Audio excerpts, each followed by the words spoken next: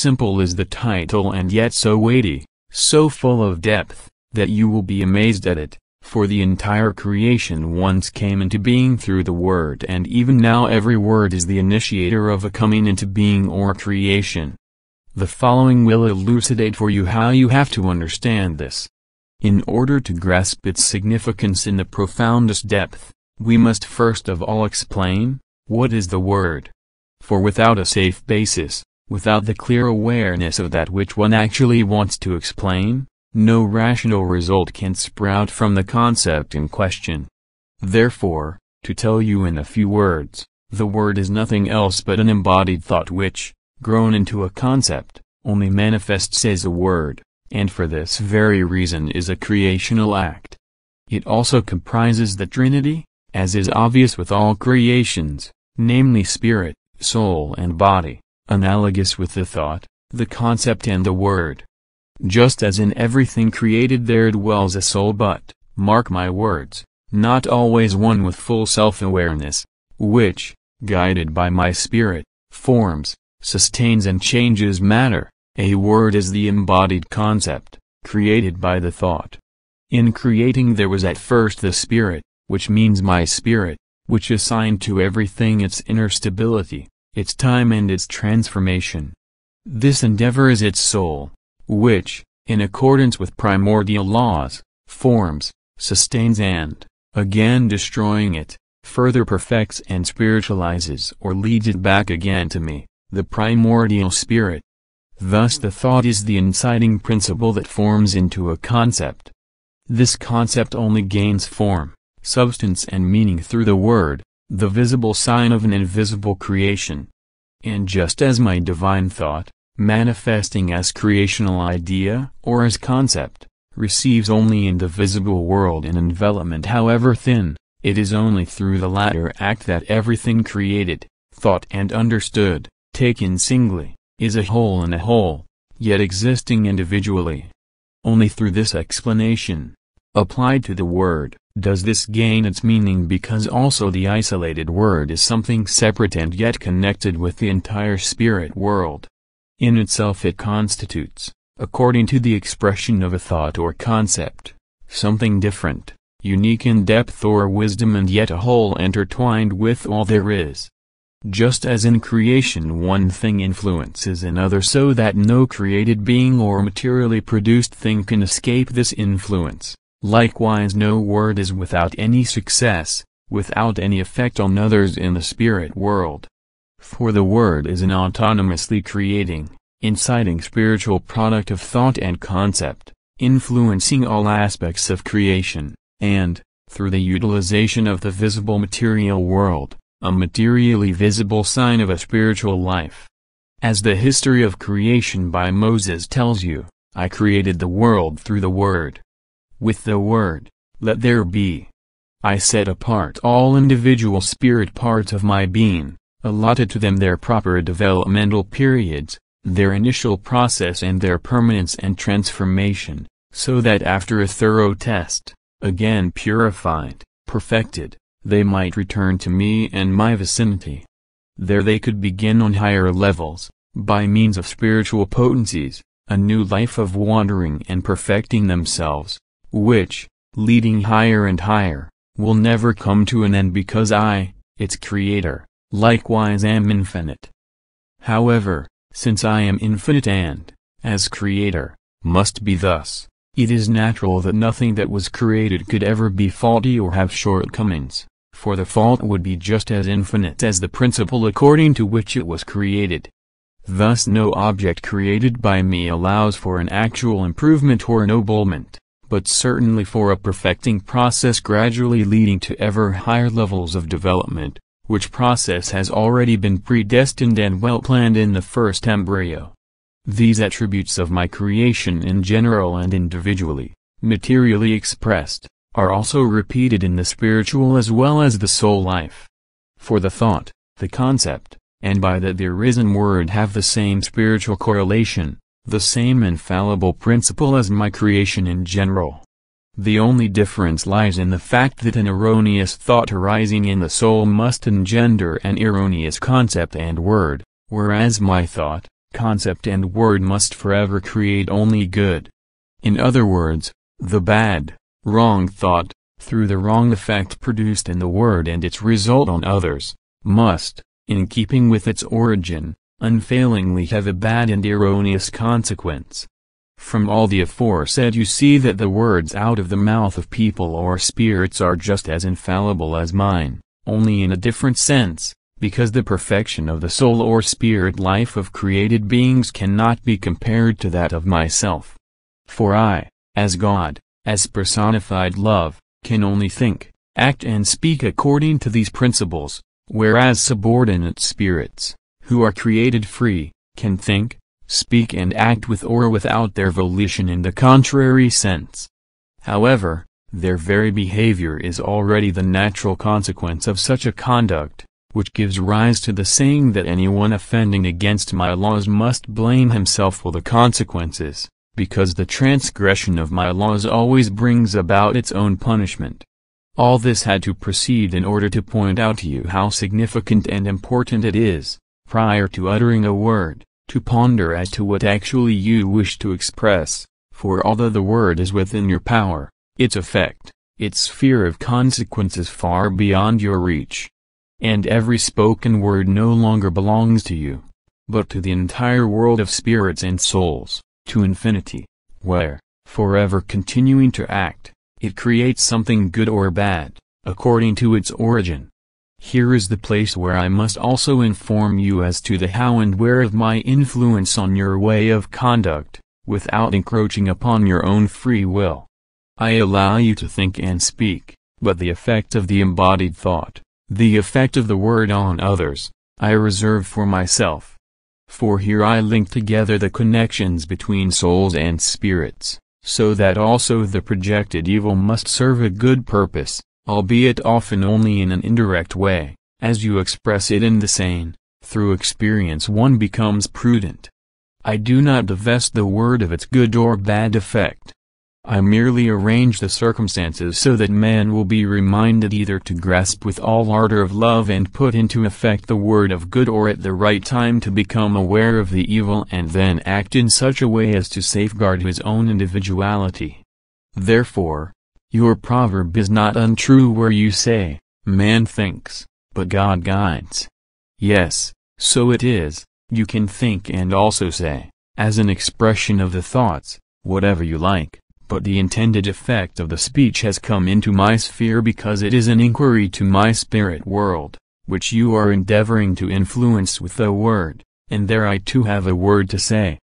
Just as I have already indicated to you in the world of thought the great sphere of action and the inherent active life of the spiritual products as thoughts, I am here passing on to you the great importance and consequence of a word, quite apart from the actual investigation into the depth of every word, or of the visibly expressed concept or thought contained in it. Therefore, do always aspire for two main things: firstly, to ponder deeply your words as to the harm or benefit you may thereby cause, and, secondly, to pay close attention to the content or the meaning of a word.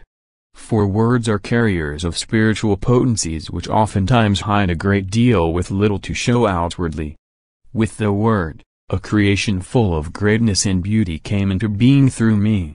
With a word, spoken at the right time and in the right place, you can spread light, do good, so that the greatest angels near me still feel an after effect of this simple expression of a soul loving me. Words of love spread love, joy, bliss everywhere. Words of sorrow, hate or envy do the opposite. They must have this effect because the germ for it is already inherent in the utterance.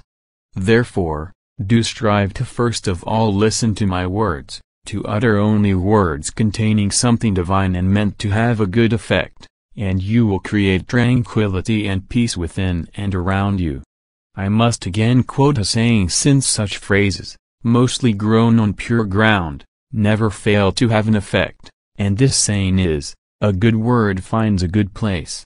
Indeed, a good word will never fail to produce with the worst enemy, if not exactly the desired, but a similar effect. It is the power of the content, which either conquers or disarms the opponent. Consider my teaching years, how friendly, how well chosen were my words, for I did not speak, talk and preach just for these 3 years of my teaching sojourn on earth, but for eternity.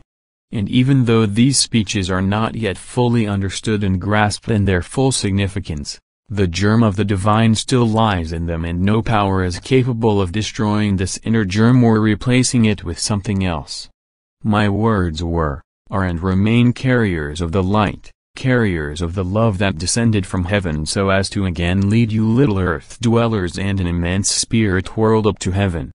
Thus the word, this spiritual grain of seed, shall always contain only what it is good, so that, fallen on good soil, it may again bring forth something good. The word is the mustard seed, which, laid into good soil, will grow into a tree of faith under the shade of which the angels and spirits, as well as all souls, shall enjoy the heavenly blessing.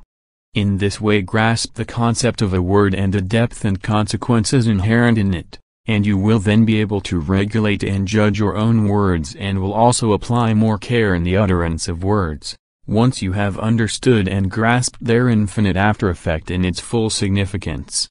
Once you can clearly imagine what infinity can be hidden in a word, you will be better able to understand that I could create a whole world with one word. The purpose of this word from me was to prove all this to you, to explain and to draw to your attention many a misuse on your part with the gift of speech. Then you may again realize how small the beginnings are of many a great infinite thing, at the greatness of which you marvel, not having considered the origin. So read the first chapter by my John. In the beginning was the Word, and the Word was with God, and God was the Word. In him was life, and the life was the light of man.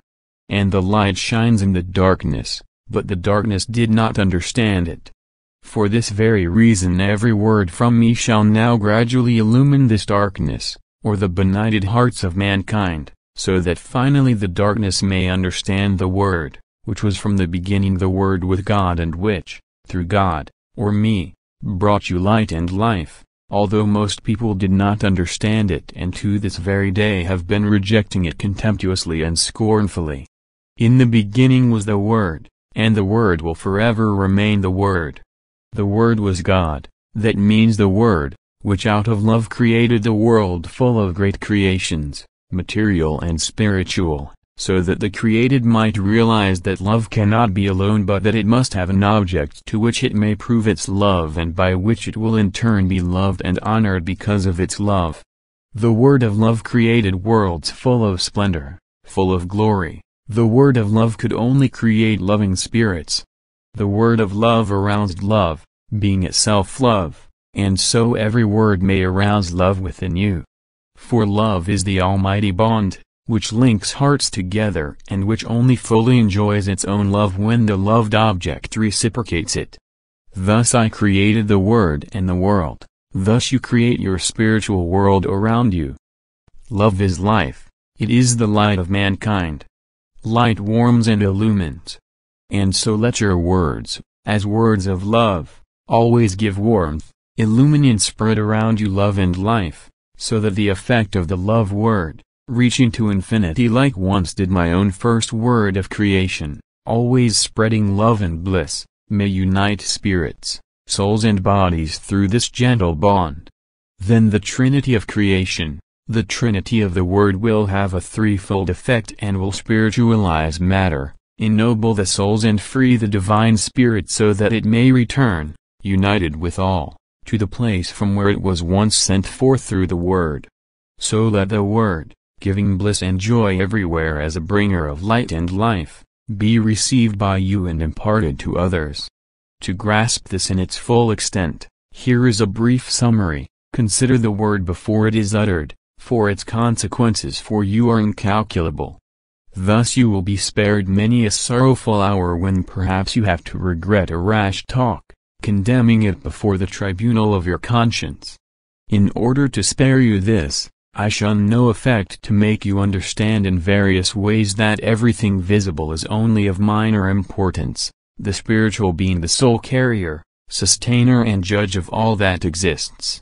Thus you may again better understand that in the simple word, as well as in the serious one, there is always more meaning than you often surmise, and that the consequences and the sphere of action of the word, lasting forever, may remind you of your own responsibility.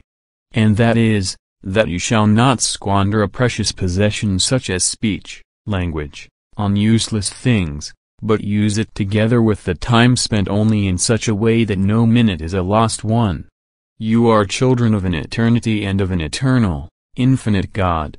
Conduct yourselves accordingly, so that from every word your beginning and your future may shine through, and the word in your mouth, as a carrier of light and life, will spread the same, and it will find its echo in receptive ears and devoted hearts, as befitting a love word. In the beginning was the Word, and the Word was I. Thus also with you, the Word shall signify yourself. No wrong, bad word shall pass your lips which did not witness that you are children of that Creator, who once called forth a creation out of the chaos, where even the smallest atom bore witness to His love and His goodness. This is how your conduct shall look in the spirit world, when one day you will have to account for what, where and how you have spoken, lest one word will make you blush with shame, but instead you can prove that, remembering my word, you have always chosen yours well and used them for the benefit of mankind. Amen.